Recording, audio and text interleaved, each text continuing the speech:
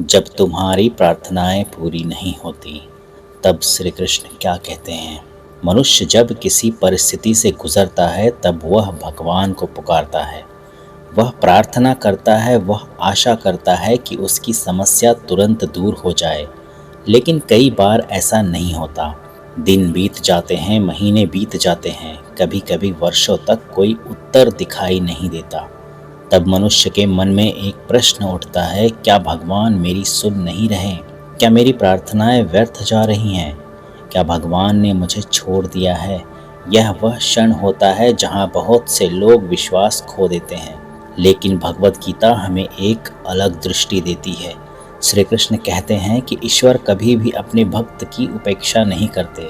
समस्या ये है कि हम उत्तर को अपने अनुसार देखना चाहते हैं।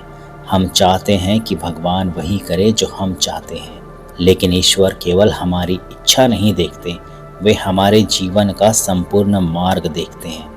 एक छोटा बच्चा यदि प्रतिदिन मिठाई मांगे तो क्या एक समझदार पिता उससे हर समय मिठाई देगा?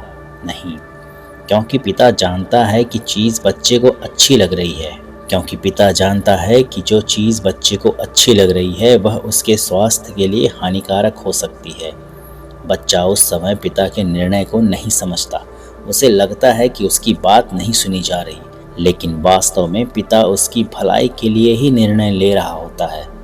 ठीक उसी प्रकार कई बार हमारी प्रार्थनाओं का उत्तर नहीं होता है और कई बार वह अभी नहीं होता है, लेकिन हम केवल अपनी इच्छा पूरी न होने को देखकर दुखी हो जाते हैं। हमें लगता है कि भगवान मौन है, जबकि वास्तव में वो हमारे लिए सही समय की प्रतीक्षा कर रहे होते हैं। श्री कृष्ण कहते हैं कि मनुष्य सीमित ज्ञान रखता है, वह केवल आज को देख सकता है, लेकिन ईश्वर भूत, वर्तमान और भविष्य तीनों को एक साथ देखते हैं। इसलिए कई बार जो चीज़ हमें अभी चाहिए होती है वह हमारे लिए सही नहीं होती, और जो चीज़ हमें नहीं मिल रही होती वही हमें किसी बड़ी समस्या से बचा रही होती है। जीवन में बहुत से लोग ऐसे मिलेंगे जो बाद में ये स्वीकार करते हैं कि कुछ इच्छाएं पूरी न होना ही उनके लिए सबसे बड़ा वरदान था। जिस नौकरी को पाने के लिए वो बेचैन थे वह नहीं मिली, बाद में उन्हें उससे बेहतर अवसर मिला। जिस संबंध को बचाने के लिए वो संघर्ष कर रहे थे वो समाप्त हो गया, बाद में उन्हें समझ आया कि वह उनके लिए बेहतर था। जिस रास्ते को बंद देखकर वो दुखी थे वही उन्हें किसी बड़ी गलती से बचा रहा था। लेकिन ये समझ हमें बाद में ही आती है, उस समय नहीं आती जब हम संघर्ष के बीच में होते हैं। यही कारण है कि श्री कृष्ण धैर्य की बात करते हैं। धैर्य केवल प्रतीक्षा करना नहीं है, धैर्य का अर्थ है विश्वास के साथ प्रतीक्षा करना।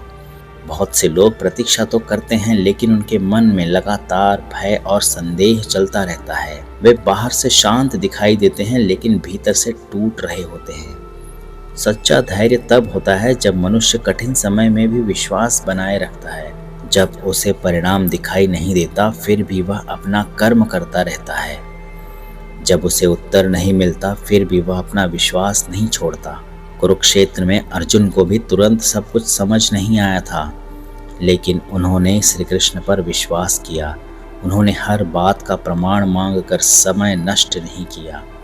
उन्होंने ज्ञान को सुना, समझा और स्वीकार किया। यही कारण था कि उनका भ्रम धीरे धीरे समाप्त हो गया। आज भी हमारे जीवन में यही सिद्धांत लागू होता है। कई बार हम जीवन से लगातार उत्तर मांगते रहते हैं। हम चाहते हैं कि हर बात का कारण तुरंत समझ में आ जाए, लेकिन जीवन हमेशा तुरंत उत्तर नहीं देता। कुछ उत्तर अनुभव देते हैं और कुछ उत्तर केवल धैर्य से मिलते हैं। श्री कृष्ण कहते हैं कि जो व्यक्ति केवल परिणाम के आधार पर विश्वास करता है उसका विश्वास बहुत कमज़ोर होता है। सच्चा विश्वास वो है जो परिणाम आने से पहले भी बना रहे।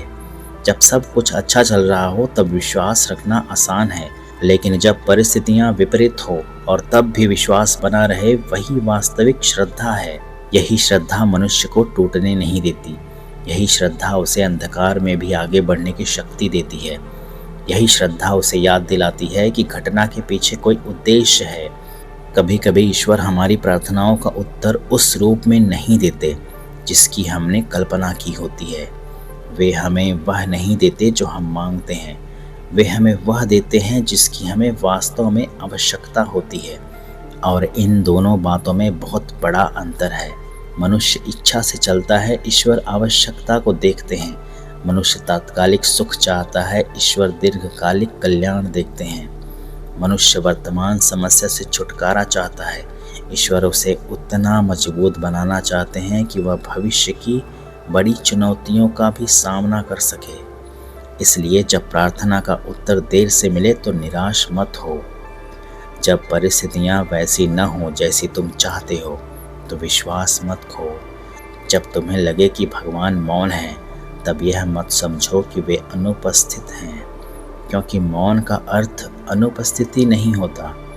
कई बार मौन भी एक उत्तर होता है, कई बार प्रतीक्षा भी एक शिक्षा होती है, और कई बार देरी भी एक सुरक्षा होती है।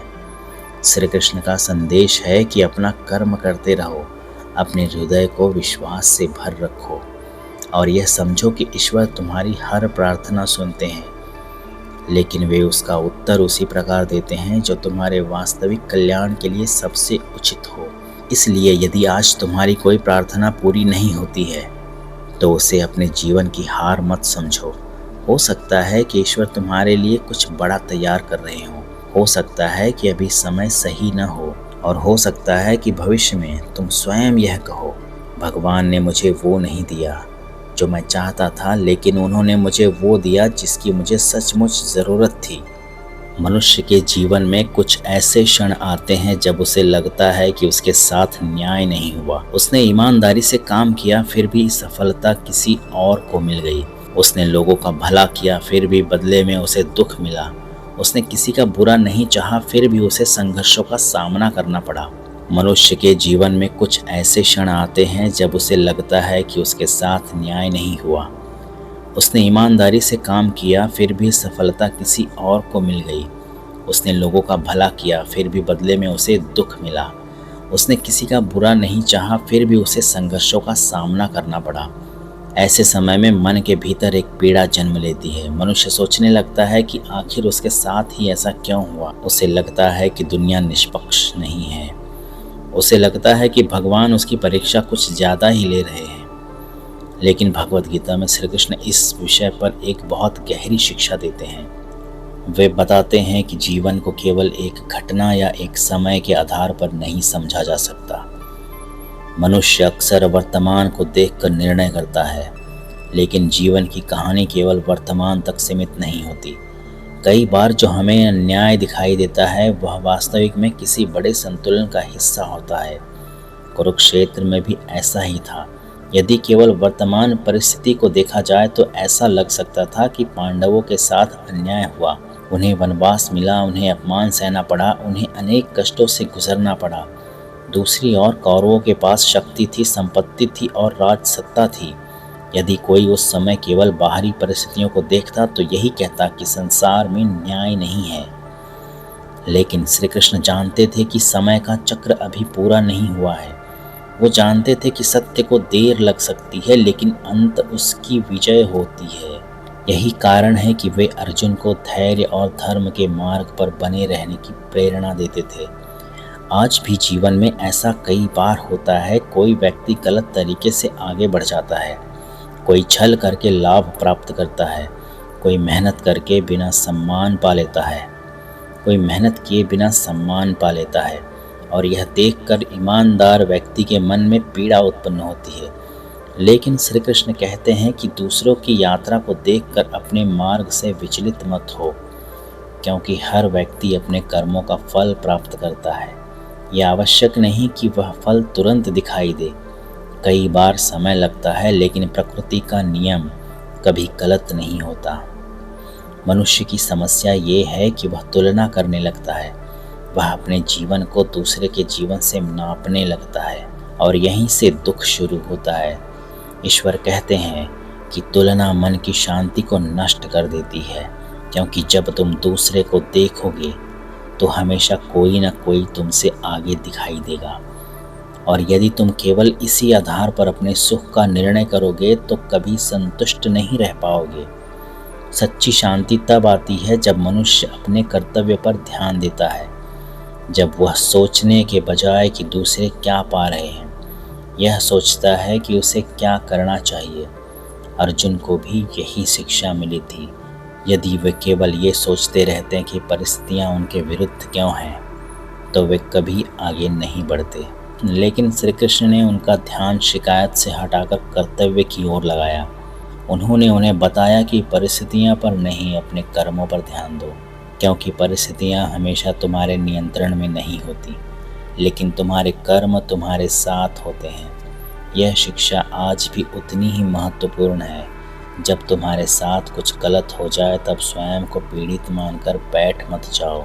ये मत सोचो कि अब जीवन समाप्त हो गया। ये मत सोचो कि सारी दुनिया तुम्हारे खिलाफ है, बल्कि ये सोचो कि अब मुझे क्या करना चाहिए, मैं इस अनुभव से क्या सीख सकता हूँ, मैं इससे और मजबूत कैसे बन सकता हूँ।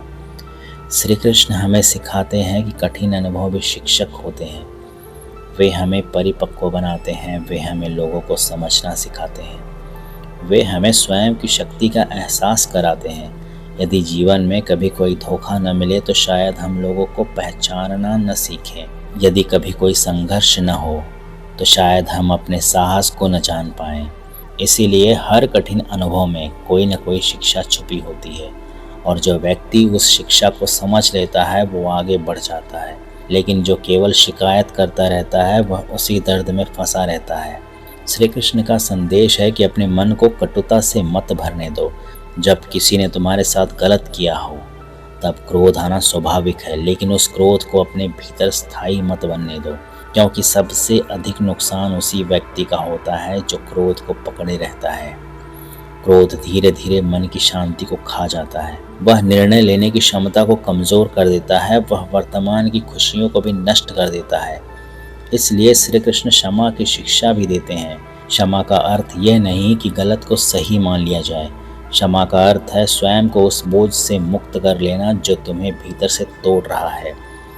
जब तुम क्षमा करते हो तब सबसे पहले तुम स्वयं मुक्त होते हो। तुम अपने मन को शांति देते हो, तुम अपने जीवन को आगे बढ़ने का अवसर देते हो। श्री कृष्ण कहते हैं कि जीवन में जो कुछ भी होता है उसे केवल अन्याय समझकर मत देखो।